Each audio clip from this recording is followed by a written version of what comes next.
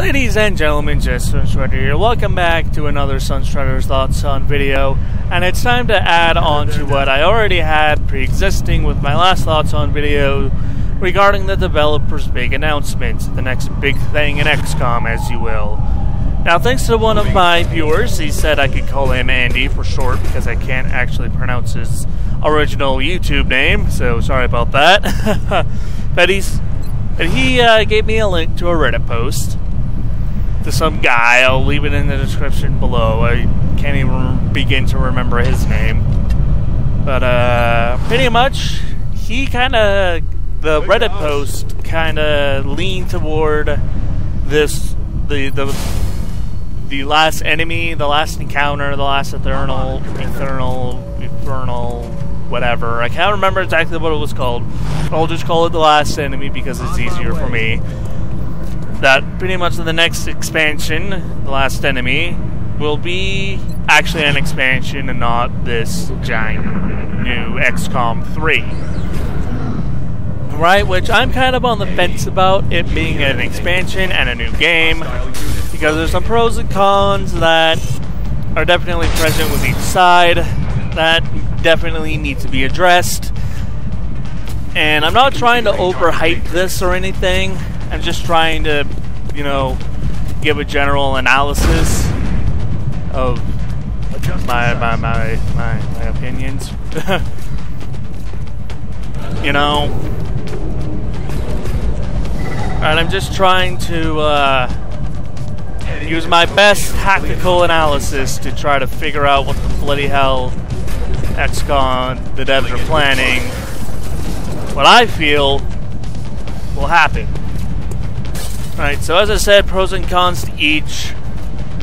But as a whole new expansion, right, or a whole new expansion, as another expansion, kind of like War of the Chosen, based on what the devs have said, and all this planning that they're going through, it's probably going to be big, if not bigger, than what War of the Chosen was.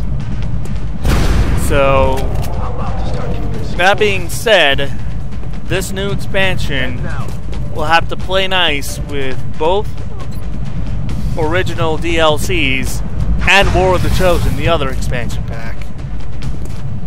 Alright, so the devs have a lot of balancing and hopeful playtesting to do if and when they announce it as an actual expansion.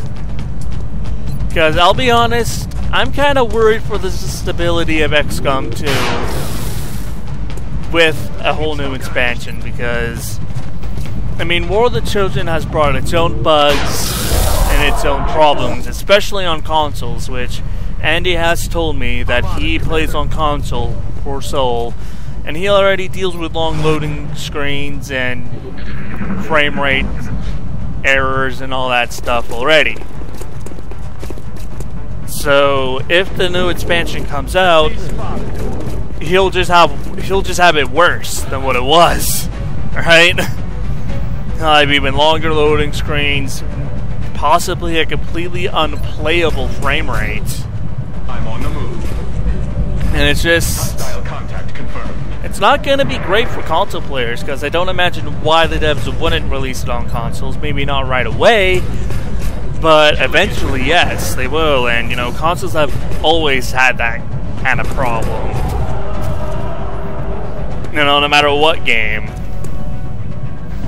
And I'll admit, I've had my share of issues when War of the Chosen first came out. Right, nowadays it's a little bit better, but when this new expansion comes out, I can't imagine the bugs and the frame rates that will occur. I wonder if I can get this grenade where it hits the Berserker and the Muton, but on my mech. Perfect. So yeah, there's definitely that to accommodate, but also the modding community will also have a pretty nasty time trying to make sure their mods are both compatible with War of the Chosen as a standalone, with standalone with War of the Chosen, standalone with the last enemy, and both of them together. Right? Because I hope that War of the Chosen and the Last Enemy will be able to be played together.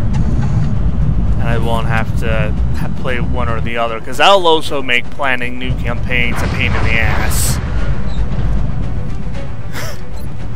Showy.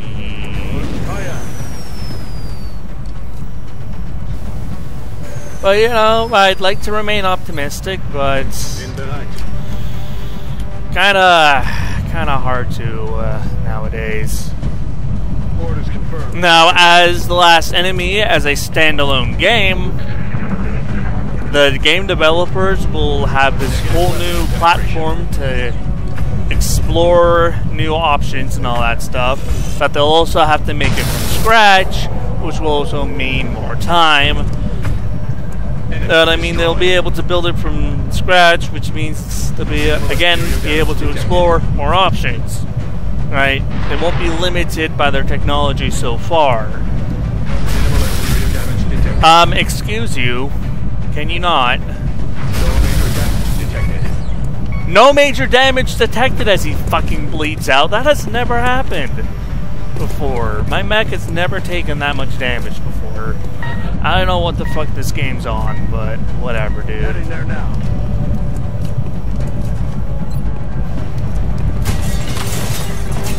But also, with a new game, modders will eventually kind of just stop making mods for War of the Chosen in general. And it happened with Vanilla when War of the Chosen came out. Just modders stopped caring about Vanilla, which, I mean, I don't blame them. At the same time, there has been some kick-ass mods on War of the Chosen, right? New enemies, new maps, new everything that I just wish I could play. Sometimes just play Vanilla, or at the very least, Long War, right? Because the Long War team, right, Long War Studios, or whatever the fuck they're called now, have, I believe, abandoned Xcom altogether. Right, they've moved on to, I think, Ark Survival Evolved, which, I mean, sucks for them, because XCOM is a far superior game. But, yeah,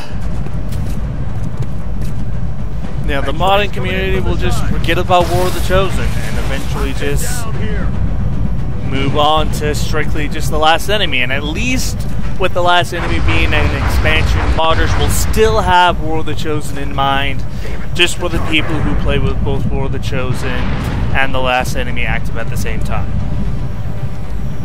X-rays coming in from the side. So, looking, you know, recapping here, because I do stumble and mumble a lot when I'm trying to do these videos.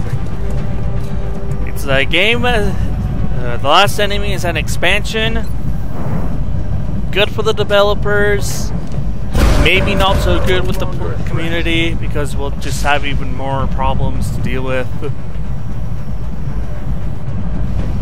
And I don't even want to talk about the modding community. And I don't even want to talk about all the problems they'll have. But as a separate game, I mean, the developers will have a fresh, clean state to... What the fuck? A fresh, clean state to build off of. But at the same time, it will take longer, and modders will eventually just give up on War of the Chosen, which I don't really want. I want the modding community to continue on, to continue War of the Chosen mods, right? Because also, can you not stabilize?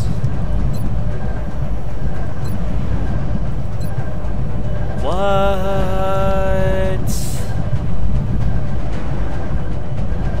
You have a med kit. Is stabilize an ability I have to pick up? What the fuck? I'm on it, Commander. If I'm gonna lose my freaking mech trooper over that, that's not gonna be cool, dude. We have a berserker, and we only have one turn to kill it after this. Anyway, as I was saying, it really just depends, you know. depends. I don't know.